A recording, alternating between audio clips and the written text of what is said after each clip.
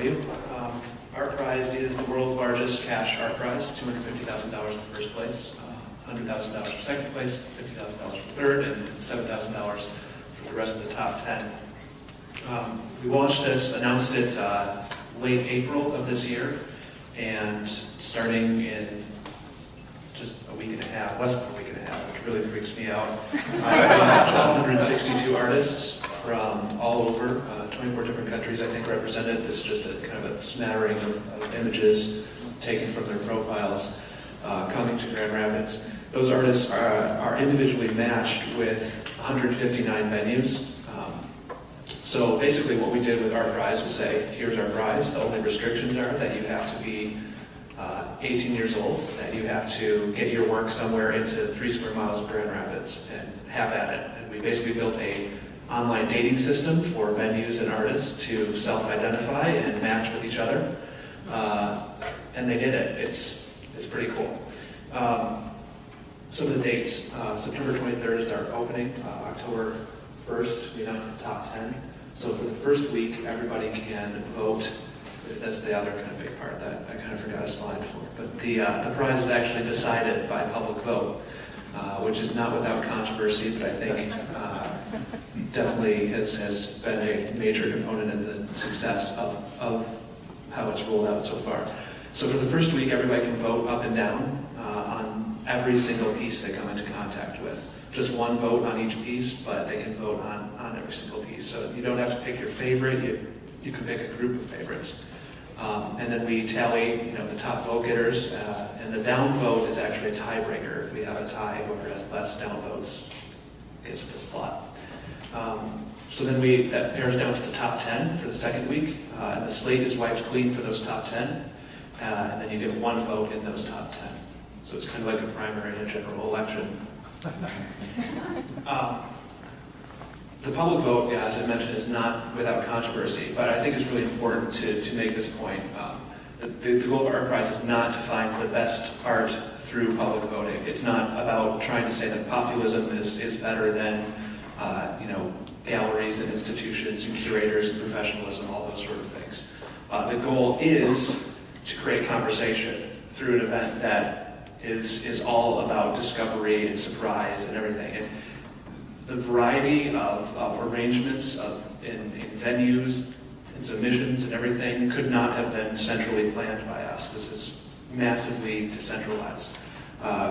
We just put the incentive out there and then let people have at it. And we think that's going to be a much more rich and exciting event that draws in more people because of it.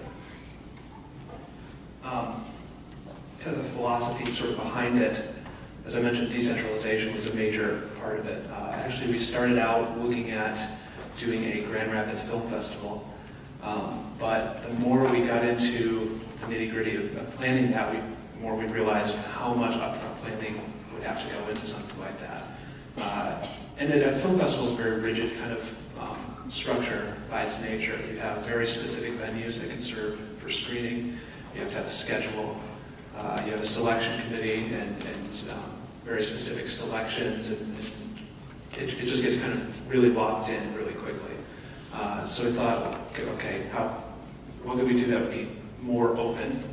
But also, you go through all that planning work, and you'd have to spend a ton of money to try and do something that was, got the mind share to compete with something like Sundance or Toronto or Telluride, these major things. So why not try something new? Openness, that whole idea of trying to open up both who can participate as an artist, but also who can participate as a venue.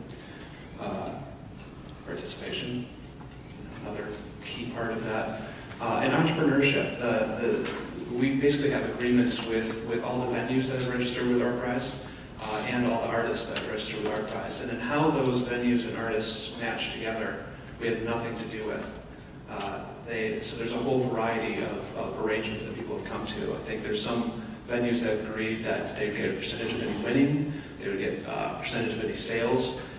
So you can literally have you could have a gallery from out of town come in, find a pop-up space, create a pop-up, impressionist views of Lake Michigan, because that's what your gallery's focused on. sort of exhibit, and that's perfectly good and celebrated in our prize, and all those artists would be entered in our prize. Let's see what I have next. So, why do this? Wanted to create incentives for lots of different behaviors, lots of different relationships to form, not trying to command and control them ourselves, but letting people voluntarily come to them. Collaboration. We've seen huge amounts of collaboration across neighborhoods, streets, businesses. There's several entries actually that, because of the economic climate, have partnered with construction and fabrication companies to produce their work, because a lot of people have capacity. It's a great way for them to get involved, and you see these kind of, you'd almost call them collectives, but it's like the most uptight white people you can imagine, hanging out, like building cool stuff. So that's cool. And engagement with the public, that was a really important part. Again, it goes back to that idea of opening it up to the public vote. It's an incentive to get your work seen. And because everybody's hustling to get their work seen, the whole system benefits from that. If I'm an artist and I invite 10 of my family members to come down and see my work, chances are at least half of them are going to go look at other work as well. So it's a lot easier to get that sort of mass involvement. It's kind of part of a larger effort that I'm really interested in Grand Rapids. Pomegranate Studios is my development company that I run with Bill, and we've built all the technical infrastructure. I have another project called thecommon.org, which is all about, it's a web tool that matches needs and abilities within churches or really any sort of giving community. And we have a kind of pre-seed venture fund, which is Momentum. So that all of these things are projects that are built around a lot of assumptions and ideas that we have about the power of the individual, the power of individual voices, the value of voluntary participation, the value of good design, the value of marketplaces, interaction and conversation, the internet and internet thinking, kind of having a make attitude, yeah, that's kind of it.